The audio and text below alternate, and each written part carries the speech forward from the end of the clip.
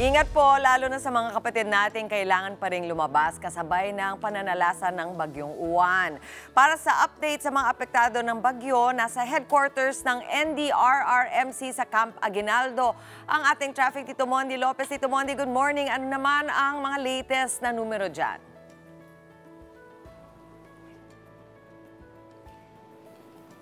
Yes, good morning, Mami Chiki. Wala muna tayo sa kalsada. Nandito nga tayo ngayon, live na live sa opisina ng Civil Defense. Kasama natin ang spokesperson na si Sir Juni Casillo. Sir Juni, good morning po. Morning, sir. Ayan, sir.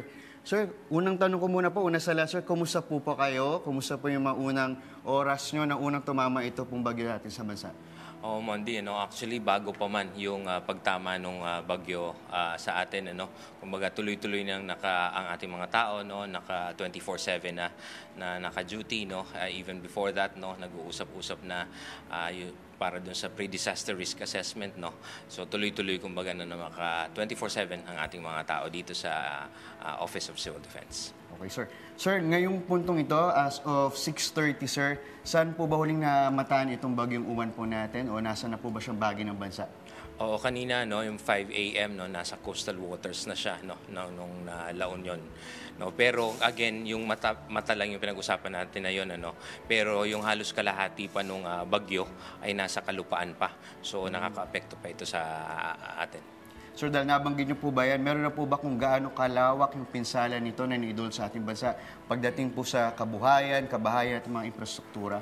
Oo, Mondi, this is just an initial data kasi nga marami pa sa mga lugar natin kasalukuyan nakakaranas pa nung mga pag-uulan, pag marami pang may mga nasa baha pa rin, malakas pa yung hangin sa labas kahit sa atin dito sa Metro Manila. So these are just initial data that we have, as far as the damaged houses ang nai-report na sa atin, meron ng halos 1,000 na mga kabahayan ng ating mga kapatid na sira, karamihan diyan partially damaged, mahigit 900 na mga kabahayan, and then 89 naman diyan ay totally damaged, pagdating naman sa mga pagbaha, meron nang na-reported sa atin na 132 na mga flooded areas, pero ang pinakarami syempre na kumbaga datos that we have now ay yung ating mga kababayan, mga kapatid natin na apektado nitong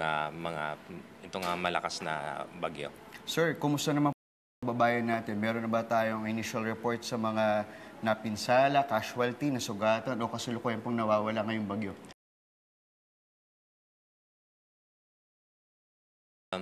Sa kasawiang palad po,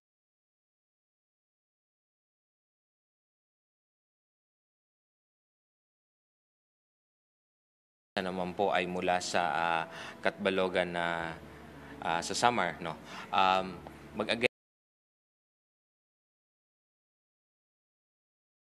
tsaka hindi pa po talaga natin ng karamihan sa ating mga rehiyon dahil kanina sabi ko nga marami pang areas ang binabayo pa Super Typhoon Uwan at saka mahirap pa rin po, may mga areas din kung yung mga nadaanan na kasi ang unang ginagawa syempre yung debris clearing muna at saka search and rescue nung ating mga kababayan. Opo. Sir, nabanggit yung mga search or rescue operation natin. Sir, kumusta po yung mga rescuer natin? Nakakarating na po ba sila o kasalukuyan na po silang nandun sa mga liblib na lugar o po yung mahirap pong puntahan? Kumusta po sila? Dalawang bagay, Mondi, yung una po, naka-preposition and naka-standby yung ating mga search, rescue, and retrievals, coming from the local offices, local government units, ganun din dun sa ating mga regional at saka mga national DRRM offices. So, naka-preposition, naka-standby, Pero again, ang kailangan po nating isipin din, dun sa mga lugar kung saan malakas pa yung agos ng tubig, malalakas pa yung pag-ulan, matataas ang pagbaha, may mga areas syempre na hard to reach pa rin ito. Mahihirapan pang pasukin. In fact, kaninang madaling araw, marami na tayong mga natatanggap na gano'n. Sa Region 1 ay iulat natin yon pero hindi pa kayang diretsohin puntahan ng ating mga rescuers dahil unang-unang delikado pa sa kanila. Yung pangalawa, mahirap pa. Kaya yun laging sinasabi natin na ang preemptive evacuation, napakahalaga po. Kasi sa oras din po na nasa peligro na, syempre hindi rin natin syempre direktang pwedeng dumiretso na yung ating mga search and impormasyon ninyo binahagi sa amin at sa oras na ito. Sir Juni, babalikan po namin kayo mamaya. Yan muna po ang update mula dito sa Office of Civil Defense. Back to studio.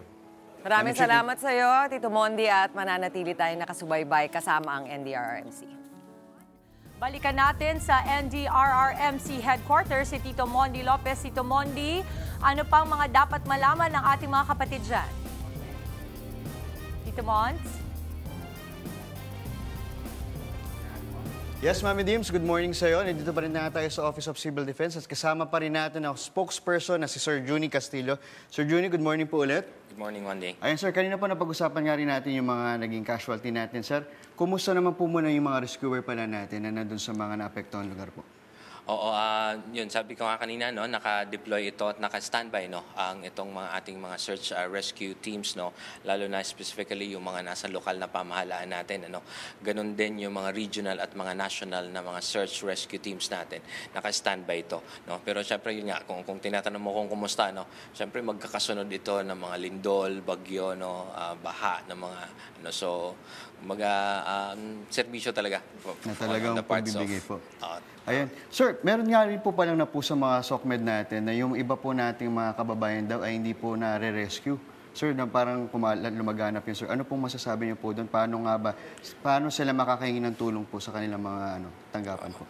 Kung kaya kasi, kung may access, no, sa telepono, ito pa rin Unified 911 ang ating ginagamit. Ano? And then, kung meron naman pong access sa kung ano man, no, kung may komunikasyon pa, telepono, mahalaga syempre na alam natin yung mga lokal na numero, no, ng ating mga LGUs, no, ng mga lokal na pamahalaan. Kasi kumbaga sila yung mga frontliners at saka mga first responders natin kung tawagin. No? So, doon nila mas unang makuha yun. Yung mga hindi pa napupuntahan, ano, kung titingnan natin, no, depende syempre sa lawak ng epekto. Unang-una, depende kung kaya na ba ng rescuers, di ba? Kasi kumbaga, while they are responders, no, and trained, no, pero again, hindi natin tinitingnan, no, they are not superheroes, kumbaga, no. Tinitingnan din syempre yung kapakanan, safety, no, of the responders, yun yung unang-una. So kapag hindi pa talaga kakayanin, so maghihintay yung konti, no, tinatansya na kung hanggang kailan na pwede nang pumasok, no, para ligtas sila, no, at makapagligtas ng buhay. Opo. Sir, madalas po nagiging problema din ng mga rescuer natin, yung kapag mga nagpapa-evacuate po sila, ano po yung ngayong kwento po natin sa kanila na nagiging nararanasan po nila kapag ito mga kailangan na kayo lumikas? Ano po nagiging problema po ng mga rescuer natin po ngayon?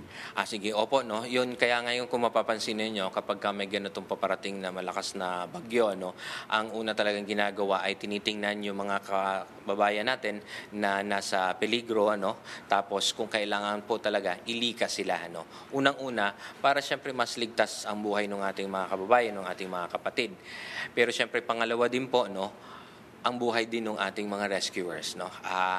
Kung halimbawa po sa kasagsagan ng mga pagbaha na malalakas yung agos ng tubig, no, malalakas yung hangin, no, ang abiso po kasi talaga sa atin, no, dapat we stay indoors, no, na hindi tayo nasa labas, no, para hindi malagay sa peligro. So ganun din po yung mga rescuers natin, ano, na kumbaga kaligtasan din ang dapat isipin ng mga rescuers at saka ng mga ililigtas nila. Kasi kumbaga ang una nating purpose is iligtas yung buhay, no, ng ating mga kababayan. So both nung mga ating mga residente at saka ng mga rescuers also. Opo, kadalasan iba sir, hindi sila sumusunod parang nananatili po sila sa bahay nila. At talagang nag-ano sila parang kailangan may manatili sa bahay para may magbantay. Sir, mukhang sa studio po natin, meron po yata katanungan tayo. Meron ba? Okay. Ito sir, pahabol din po na namin katanungan sir. Ito sir, di ba lagi natin po yung pangangalaga po sa mga nire-rescue natin. Sir, sa tingin po ba, sapat din ba yung mga pangangalaga sa mga nagre-rescue naman? Yung mga kalagayan naman nila, meron po bang ganun tayo na kinoconsider? Paano ba sila kailangan pangangalagaan po? Opo, syempre, no, yung ating mga rescuers man yan, no, yung mga DRRM workers, ika nga, no, unang-una syempre, depende siyempre kung LGUs ito, kung regional no or nationals yung pangangalaga doon. Unang-una siyempre sabi ko nga kanina safety no. So importante yung mga trainings nila, 'di ba maayos 'yon. And then ang isa din siguro no yung kunyari yung mga hazard pay at mga kasama yun doon no, yung pangangalaga son. Kaya actually merong isang batas no na itanong mo yan, merong isang batas o panukalang batas na isinusulong din natin no yung Magna Carta for DRRM workers no para at least sa kapakanan din ng ating mga DRRM workers no kung ito man ay pagdating sa hazard pay no yung mga overtime pay yung mga simpleng ganoon no para kumbaga sa kapakanan din ng ating mga rescuers lalo ngayon kung mapapasin niyo po tuloy-tuloy magkakasunod no magkakaibang hazards na nararanasan no so yung ating mga DRRM workers on local, regional and national level so medyo nasasabak din talaga no at saka nalalagay sa peligro kaya isa pong mahalagang panukalang batas yun na kung sana maipasa ay mapapangalagaan din yung kapakanan ng ating mga DRRM workers. Sir, saludo po tayo sa mga rescuer natin. Sir, pahuling tanong po natin sir, saan po ulit tayo makukontak po lalo na sa mga nahingi po ng tulong sa kanilang lugar po? Opo, no. Doon sa mga kababayan natin yung Unified 911 pa rin ang ating ginagamit. Pero mahalaga po no, alam natin dapat yung mga lokal na numerong pwede nating tawagan because at the end of the day ang unang-una pong makakaresponde sa atin ay yung mga responders natin doon sa lokal na pamahalaan, doon sa mga national agencies na nandoon sa mga komunidad no, sa mga munisipyo, sa mga cities no, like itong ating BFP, PNP, di ba, kung may AFP, PCG at iba pa no. So dapat alam natin yung mga numerong yon no para yun ang una po kasing maging first responders natin. Okay sir, maraming salamat po sa ating spokesperson ng Office of Civil Defense, Sir Juni Casillo. Sir, marami pong salamat. Patuloy po kami nakaantabay dito sa News 5. Yan muna ating biyahe update. Dito ang ating update natin mula sa Office of Civil Defense. Back to studio. At dito mo ang mga numero nga po na yan ay available din sa News 5 everywhere on Instagram and all of the social media platforms po ng News 5. Maraming salamat po Sir Juni Casillo, spokesperson of Office of Civil Defense and of course Tito Moni Lopez. Mga kapatid, Dimples Romana po maging maalam at may pakialam sa mga napapanahong issue at headlines. Mag-follow na po at subscribe na sa social media pages ng News 5.